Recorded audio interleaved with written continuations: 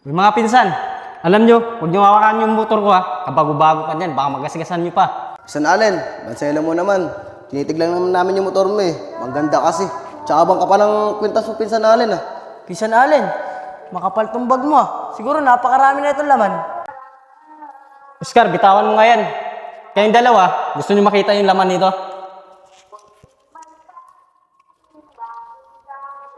Ano, nakita nyo ng dalawa?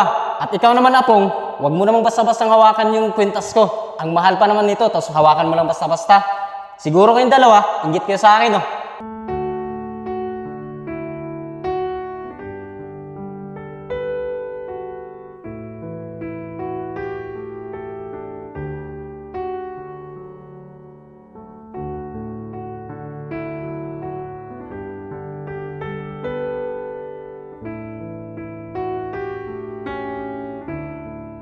Kuya, iwanan na kaya natin si Insan Allen tsaka si Insan Iber. Di pre, pag iniwanan natin yung dalawa, magtatampo yun. Kaya nga Oscar, hintayin natin sila. Masyado kang apurado eh. Dito nga muna Tito Bombay. Kuya Pong, alam mo naman mabagal kumilos yung dalawa na yun eh. Tsaka pag nakita nila tayong wala na dito, susunod yun sa court. Yan ka na naman, Oscar. Pag iniwan natin yung dalawang yun, magtatampo na naman sila sa atin. Kaya nga Oscar, ikaw talaga, apurahan ka talaga. Talaga tong kapatid kong to. Kahit kailan talaga, mainiping ka. Kuya, alam mo naman yung dalawa na yun eh. Nadadala na ako dun. Minsan, bantagan natin nag-aantay. Uy, pinsan Apong, mga tol, pasensya na, natagalan kami. Eh ano pa bang bago, Pinsan Allen? Lagi naman kami nag-aantay sa inyo. Tsaka pala, Pinsan Allen, matanong ko lang. Totoo ba mag-abroad si Pinsan Shing? Oo, pinsan na pong. Mag-a-upload nga si Utol. Sakto na yan niya, kaya kami natagalan ni Kuya eh. Tinulungan namin si Utol magganap ng mga papeles na kakailanganin niya. Kaya nga pinsan Apong, kaya pala kami natagalan. Tinulungan namin si Utol Shane maghanap ng mga papeles para gagamitin niya sa ibang bansa. Pero sana naman, makahanap siya ng magandang trabaho para makaahon kami sa hirap. Sa bagay, Insan Allen, maaga nga pala ay naulila sa magulang. Kaya kayo tatlo na lang magkakapatid ang nagtutulungan. Ano, Oscar? Anong ibig mong sabihin? Na maaga silang naulila sa magulang. Kaya nga Oscar, anong ibig mong sabihin? Nabigoy, Toryayag. Tama yung sinasabi ni Oscar. Maaga nga kami ng ulila sa aming mga magulang. Bago lang kasi kayo dito sa lugar namin, kaya hindi nyo alam. Yung mga bata pa lang kasi kami, nakakasidente yung mga magulang namin. Kaya ngayon, kaming tatlo na lang magkakapatid ang nagtutulungan para mabuhay. Ganun ba, Tol Iber? Tol Allen, pasensya na kayo ah. At natanong pa namin yung ganung bagay. Kaya nga mga tol, pasensya na kayo. Hindi namin alam. Tuligoy, tulyayag. Okay lang yun, walang problema. Tsaka matagal na panahon yung nangyari. Sa tanggap naman namin magkakapatid, nawala si nanay at saka si tatay. Saka ako nang tumayong magulang para sa dalawang kapatid dahil ako yung panganay. Kaya bilib ako sa'yo, Pinsan Allen eh. Simula na wala si Tito tsaka si Tita, ikaw na nag-alaga sa dalawang mong kapatid. Kay Pinsan Iber tsaka kay Pinsan Shing. Kaya sana naman, mapaganda si Shing sa ibang bansa. Para naman makatim kayo na maginawang buhay, kayo magkakapatid. Alam niyo mga pinsan, mga tol, nagsasabihan namin ito si Kuya eh. Nasabi namin, mag-asawa na. Dahil malaki na rin kasi kami ni Utol Shane. At kaya na namin ang sarili namin. Kaso wala eh. Gusto talaga ni Kuya, malagaan kami. Tama na nga, Iber. Mga minsan, mga tol, tara nga. Masyado nang mahaba yung kwentuhan natin. Pamawalan pa tayo ng kalaban sa court. Tara na. Tara.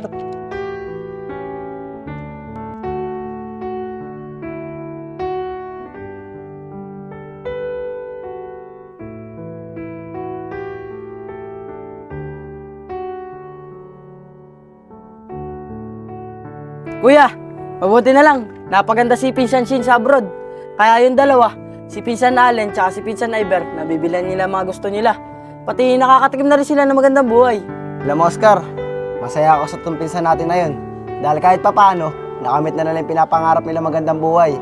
Kaya Oscar, magsikap tayo ng para sa atin. Para makamit din natin yung ganung buhay katulad nila. Ako rin kuya, masaya rin ako para sa mga pinsan natin. Pero tama ka nga kuya, magsikap din tayo ng para sa atin. Para makamit din natin ang magandang buhay katulad nila. Tama yun, Oscar. Magsikap tayo ng para sa atin. Pero ang payo ko lang sa'yo, huwag ka maiinggit sa taong nakakaangat sa buhay. Eh kuya, tatanda ko lahat ng sinabi mo. Hindi ako maingit sa mga taong nakakangat sa buhay. Oscar, kaya kasi nila nakamit yun, nagsikap sila para sa sarili nila. Kaya nila nakamit yung magandang buhay. Kaya kuya, tama lahat ng sinabi mo. Dabis ka talaga magpayo kuya.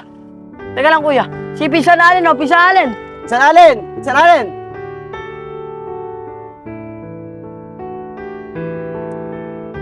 Pinsan Allen, ang ganda ng motor mo. Kaya nga, Pinsan Allen ah.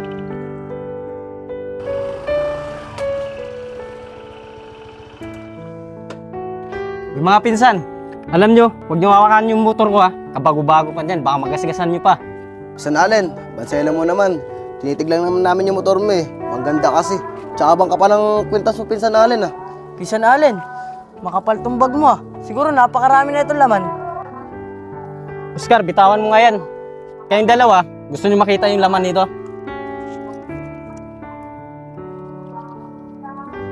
Ano, nakita nyo ng dalawa? At ikaw naman, Apong, huwag mo namang basta-basta hawakan yung kwintas ko. Ang mahal pa naman nito, tapos hawakan mo lang basta-basta. Siguro kayong dalawa, inggit kayo sa akin, oh. Tol Yayag, asan kayong dalawa? Si Apong tsaka si Oscar. Di ko rin alam eh. Pero tara, tignan natin sa tambayan.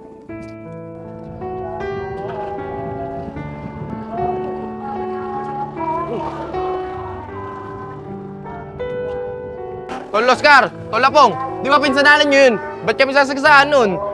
Tol Yayag, Tol Igoy, hindi ko nga alam eh kung ba't nagkaganon yung Pinsan Allen namin na yun eh.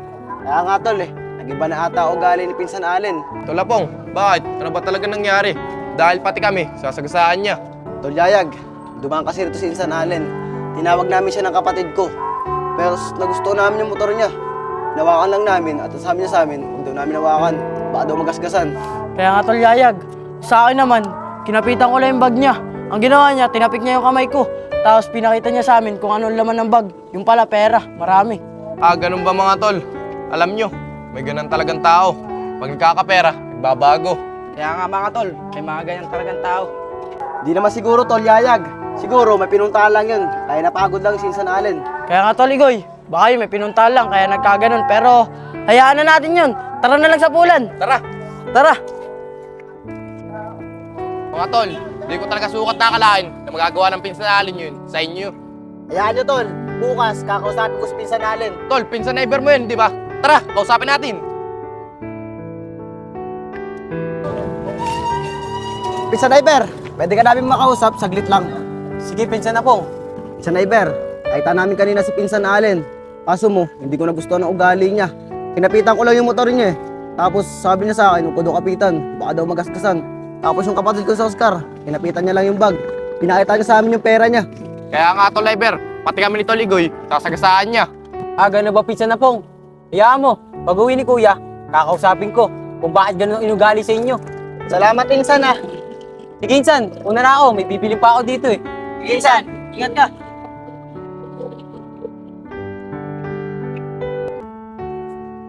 Kuya, pwede ba tayo makausap? Tulog na kasi ko kuya kagabi, kaya di na ata ginising. Oo naman, Iber. Tungkol saan ba yung pag-uusapan natin dalawa? Kuya, tungkol sa dalawa natin pinsan. Nakita ka daw nila kahapon at tinipo lang daw yung motor mo. Nagalit ka. Alam mo, Iber, hindi na natin sila kalibel. Huwag mo na silang kausapin. Marami na tayong pera eh. Kuya, bakit ko naman sila di kakausapin? Wala naman sila sa akin ginagawa masama. Pati kamag-anak natin sila. Dapat nga, tulungan pa natin sila eh. Ano yun, Iber? Tutulungan natin sila. Alam mo, sa panahon ngayon, hindi na uso ang tumutulong. Kasi pag sa oras mawalan tayo, tutulungan ba nila tayo? Di ba hindi? Oo kuya, andun na nga tayo sa puntong ganun. Na pag tayo nawalan, di natin sigurado kung matutulungan tayo nila. Pero sana naman kuya, huwag kang magbago ng pakikisama sa kanila. Dahil kahit papano, kadugo natin sila. Bahala ka nga sa buhay mo, Iber. Basta tayo, marami tayong pera. Tsaka teka nga lang kuya, di ba magsisimba tayo ngayon? Magsisimba? Ikaw na lang magsimba, Iber. Kita mo nagbibilang pa ang pera. Disturbo ka talaga. Kuya, di ka naman nakakalimot dati magsimba. Lalo't ngayon, magmamahal na araw na. Pati, lagi natin pinagdarasal na sana naman makaluwag-luwag tayo sa buhay. Ngayong pinagkalooban na niya sa atin, ikaw naman ata nakakalimot sa kanya. Ano ba yan, Iber? Hindi ka ba nakakaintindi? Kita mong nagbibilang pa ang pera. Kung gusto mong magsimba, magsimba ka mag-isa. Sige na, disturbo ka talaga.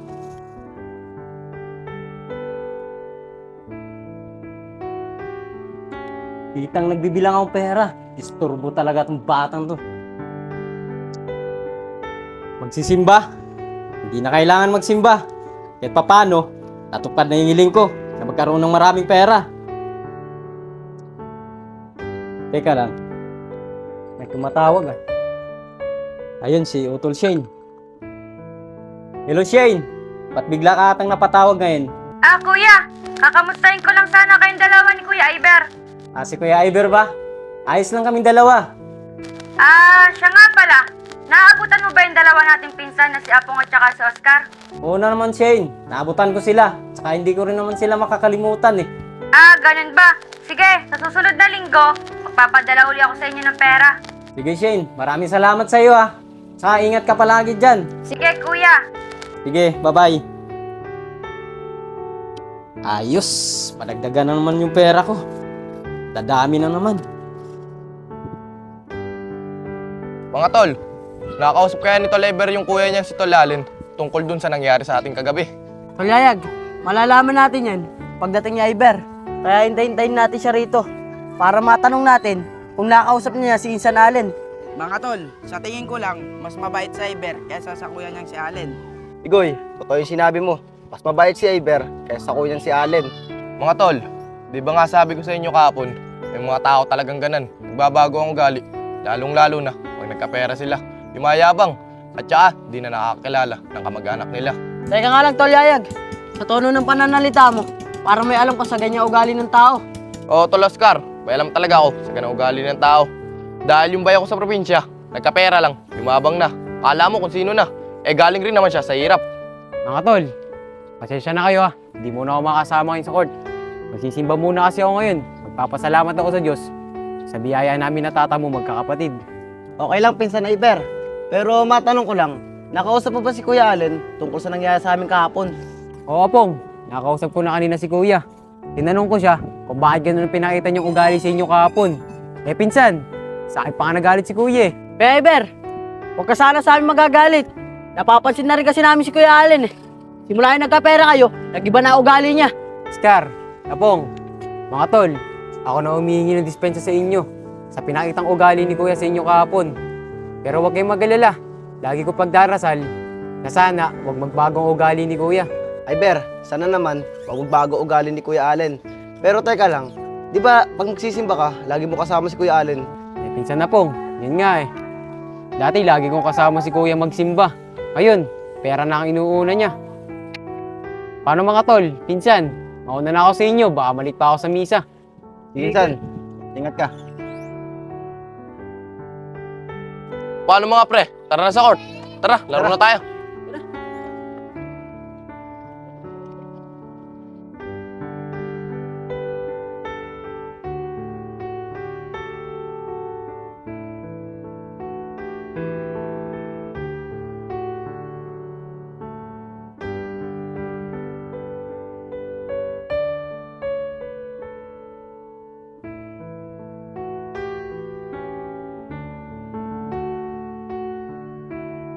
Eto si Oscar, kala mo napakagaling.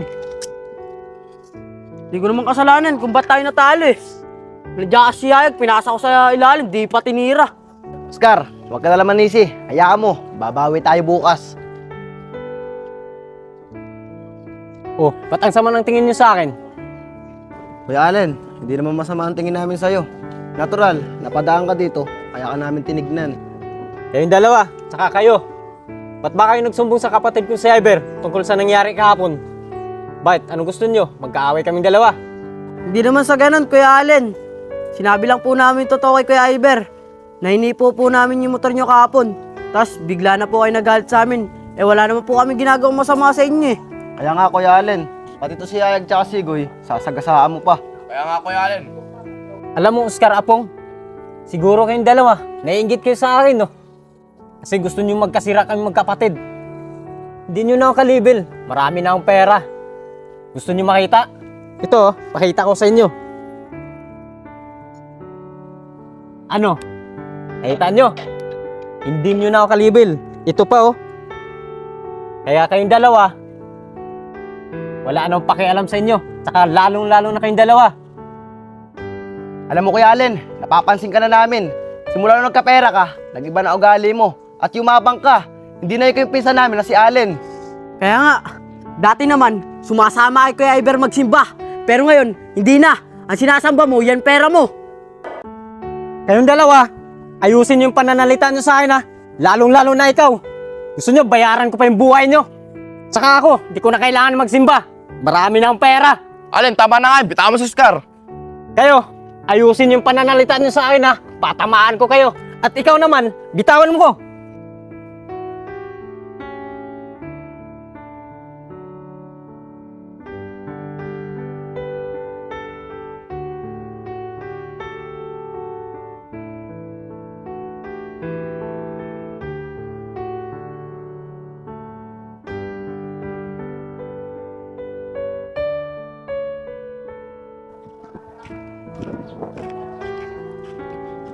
Oscar, yun pala si Kuya Iber. Tara, lapitan natin.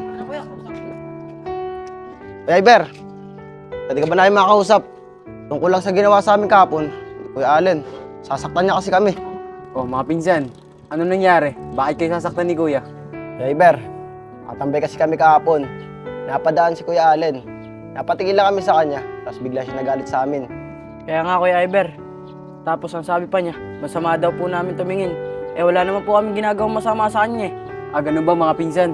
Pasensya na talaga kayo sa pinapakitang pangit na ugali sa inyo ni Kuya. Napapansin ko na din kasi si Kuya eh. Simula yung nagkapera kami, pumakit na ang ugali niya. Hindi mo pagsisimba nga, hindi na nga niya magawa eh. Hindi naman niya nakakalimutan yun. Kaya nga, Kuya Iber, sinabi ko naman po sa kanya yung kahapon na dati-dati naman sumasama siya sa iyo magsimba. Pero alam mo po ba kung anong sinagot niya sa amin? Ang sabi po niya, di na niya kailangan magsimba kasi natupad na yung pangarap niya na magkaroon siya ng maraming pera. Kaya nga Oscar, nag-iba na talaga ugali ni Kuya simula nung nagkapera kami. Pero Apong, Oscar, isasabihin ako sa inyo tungkol kay Kuya. Si Kuya pag uwi ng bahay, umiiyak siya. Ang daki pa nga niyang pasa eh. At ang sabi niya sa akin, binugbog daw siya nung dalawang humold up sa kanya. Baroy, kailangan natin makadiskarte ngayon. Malilintikan tayo kay boss kapag di tayo makapagre-remit ng pera sa kanya. Kaya nga pre, kailangan talaga natin makadiskarte ngayon.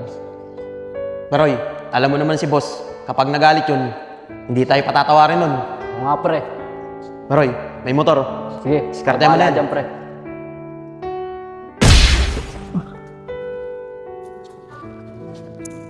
Uy, Kuya! Sorry! Lika, tayo ka muna! Kuya, okay ka lang ba? Okay lang ako. Kuya, wag po! Dapto! Ano bang ginagawa mo, Kuya? Akin yung gamit mo, bigay mo. Wag po, wag po! Kuya, wag po! Kuya, huwag mo kong sasaktan! Maawa po kayo sa akin! Huwag ka maingay. Akin yung kwintos mo, tsaka bag mo. Lintik naman to si Baroy, napakatagal. Baroy, ano ba yan? Ba't bang tagal yan? Naglit lang pre, natigas to eh. Matigas ka! Baroy, kunin mo yung bag. Ay, kita! Kuya, maawa kayo sa akin, Kuya. Huwag mo kunin yan. Kuya, maawa kayo sa akin. Matigas ka talaga. Matigas ka! Baroy, tara na! Bisa mo! Pre, nakita mo to. Bisa mo, Baroy! Baka makakita sa atin!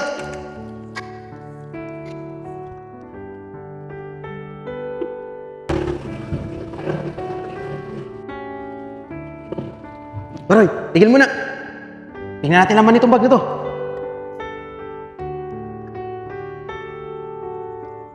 Uy, Baroy! Ang laki nito ah! Tiba-tiba tayo nito! Bati ba nga tayo niyan, pre? Makakakuta na tayo kay boss ito! Tara na, bilisan mo! Tara! Makakita pa sa atin dito! Ano? Na-hold up si Kuya Allen. Eh, kamusta na siya? Ano nang kalagayan niya ngayon? Kaya nga, Kuya Iber, kamusta na si Kuya Allen? Mga pinsan, huwag na kayong mag-alala kay Kuya. Okay na siya. Nagpapagaling na lang siya ng mga sugat niya. Pero mga pinsan, may sinasabi sa akin si Kuya. Nagsisisi na daw siya sa mga ginawa niya sa inyong dalawa. Gusto nga niyang humingi ng tawad sa inyong dalawang magkapatid eh. Ganun ba Kuya Iber? Tara, puntahan na natin siya. Tara, Kuya Iber, punta na natin si Kuya Allen. Tara mga pinsan.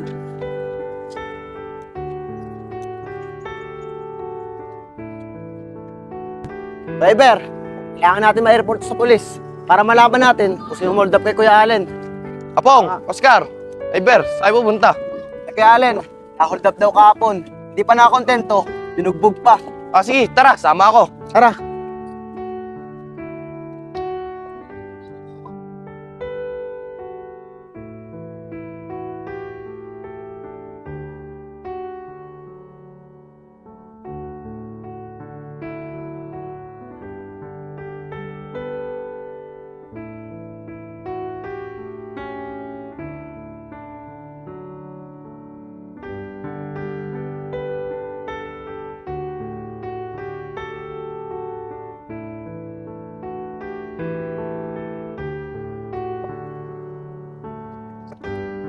Kuya!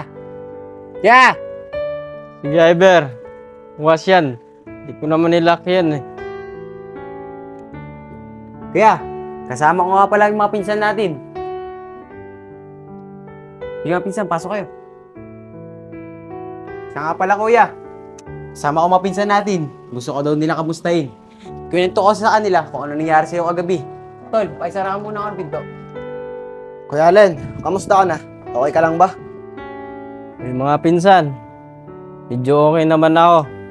Pero masakit pa rin yung ulo ko. Pero mga pinsan, mabuti na lang. Hindi ako tinuluyan. Ang mga nang-hold up sa akin at saka gumulpi sa akin kahapon. Mabuti na lang, Kuya Allen. Hindi ka nila tinuluyan. Huwag kang mag-alala.